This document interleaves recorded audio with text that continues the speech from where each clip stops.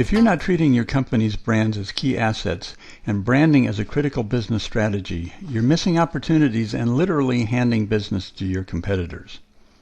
See, brands are a big factor in everything you buy.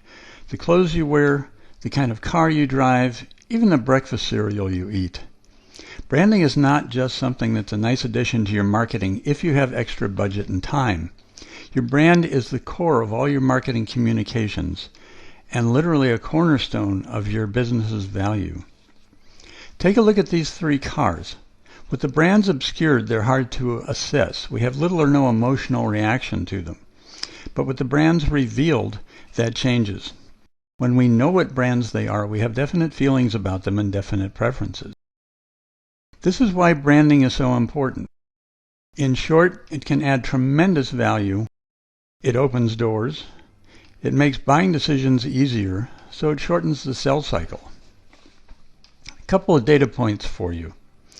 63% of online shoppers surveyed said they relied on brand awareness as a leading factor in purchasing online. Or this one.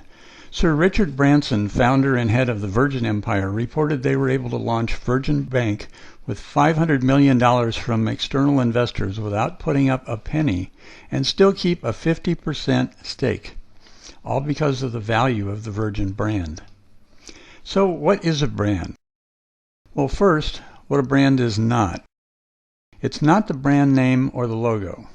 Those represent the brand, but they're not, in fact, the brand. Fundamentally, a brand is a promise of quality. When you buy something, maybe an iPad, a pair of Nike shoes, or McDonald's hamburger, you have a clear expectation of what you're going to get. You're buying their unique promises of quality, and in some cases the cachet that comes with it. So another way to think about it is this. A brand is everything beyond the real, tangible aspects of a product or service. Aspirin is aspirin, ask any pharmacist, yet we happily pay more for Bayer. Why? The brand. But there's more to this.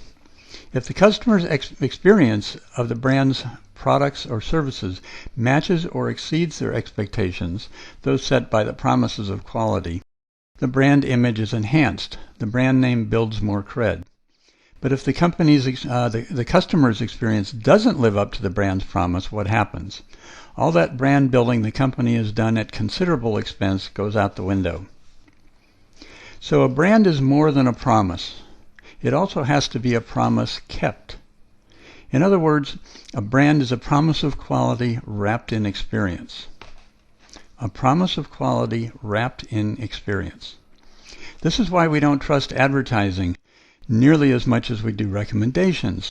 Ads are promises of quality. Recommendations validate the promises with the experiences of people we know and trust.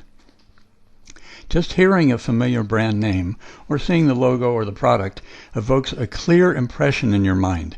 You relate each of them to a unique expectation of quality.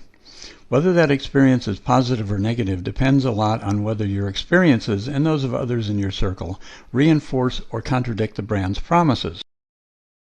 Brand names validate our choices. People are unsure about fashion and style, about technology, product reliability, and so on, so they depend on familiar brands in making buying choices. Brands can also help justify the expense. Without a brand, you're generic, and our expectation is it may be adequate, but it's certainly going to cost less. Even simple awareness of a brand benefits a company. People who are familiar with your brand make buying decisions faster and sample fewer competitive options. Plus, perceived quality is enhanced. We think, I've heard of this brand, so it must be a leading one. Others must be buying it. As we move up to trust, this is even more so. When trust becomes an emotional connection, much more brand value is achieved. When people have an emotional connection with a brand, there's less price sensitivity, and this leads to higher margins.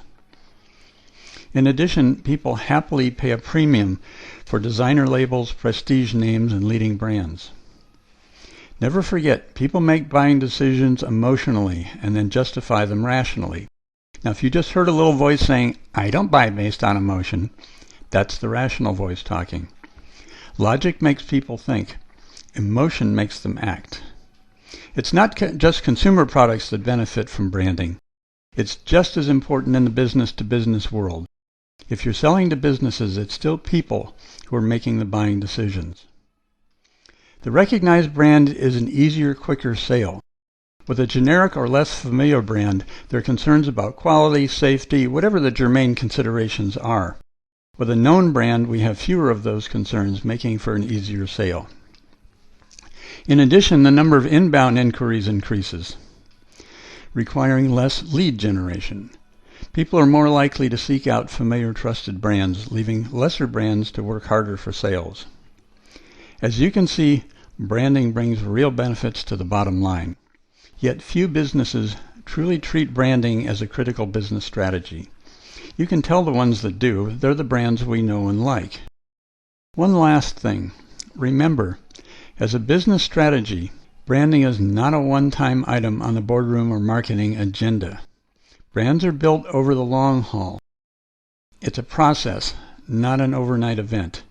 It takes time to build a brand. It takes time to communicate the promise.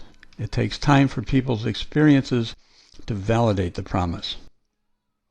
That's because a brand is a promise of quality wrapped in experience. And that's why branding is a critical business strategy.